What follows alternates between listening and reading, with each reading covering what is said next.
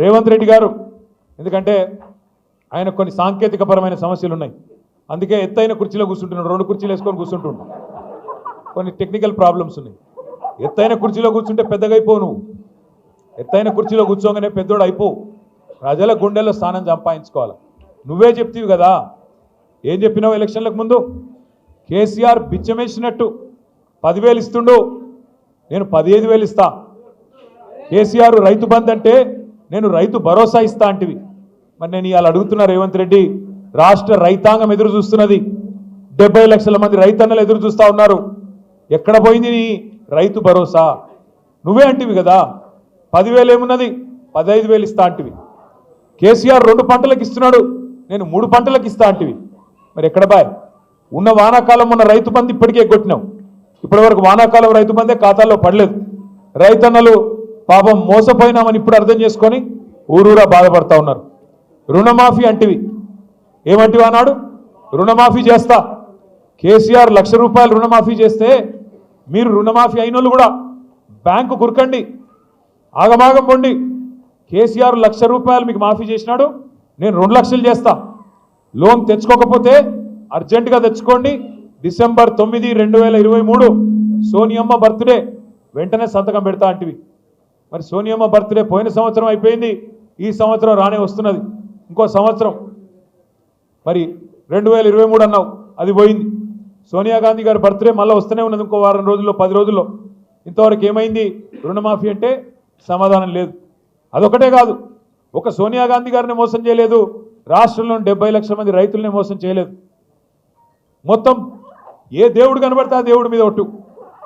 యాదగిరి గుట్టకు పోయిండు, యాదాద్రి లక్ష్మీ నరసింహస్వామి మీద ఒట్టన్నాడు. వేములవాడ పోయిండు, రాజరాజేశ్వర స్వామి మీద ఒట్టన్నాడు. భద్రాచలం పోయినాడు, సీతారామస్వామి మీద ఒట్టన్నాడు. అలంపూర్ పోయినాడు, జోగులాంబ తల్లి మీద ఒట్టన్నాడు. ఇక్కడ హైదరాబాద్కి వచ్చి జూబ్లీహిల్స్ పెద్దమ్మ మీద ఒట్టన్నాడు. నిన్ననే దేవుళ్ళందరూ మీటింగ్ పెట్టుకున్నారంట. వీడెక్కడ దొరికిండ్రా నాయన మనకు? ఏడ కనబడితే ఆడ ఒట్లేస్తున్నాడు, ఈడెక్కడ దొరికినాడు నాయన? ఎందుకంటే మనుషులను మోసం చేసే మనుషులను చూసినాం, దేవుళ్ళని మోసం చేసేవాడు మొదటివాడు వీడు.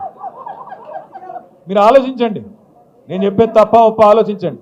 ఏమన్నావు నువ్వు? 15 ఆగస్టు వరకు మొత్తం రుణమాఫీ.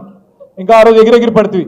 హరీష్ రావు ఏడున్నావు? మూసిలో దుంకు, గంగల దుంకు, రాజీనామా చేస్తావా సస్తావా అంటివి. ఇవాళ అడవాయి మరి నీ రుణమాఫీ. ఆఖరికి పోని హిందూ దేవుళ్ళని మోసం చేసినావు. ఆఖరికి మా జాంగీర్ పీర్ దర్గా కూడా పోయి అక్కడ కూడా ఒట్టు పెడితే సరిగా. జాంగీర్ పీర్ దర్గా పోయి పాపం అక్కడ ఒట్లు పెట్టినాడు. ఒక్కళ్ళని కాదు, అన్ని కుల. అచ్చా, మెదక్ చర్చిని కూడా ఉంచుకున్నాడా?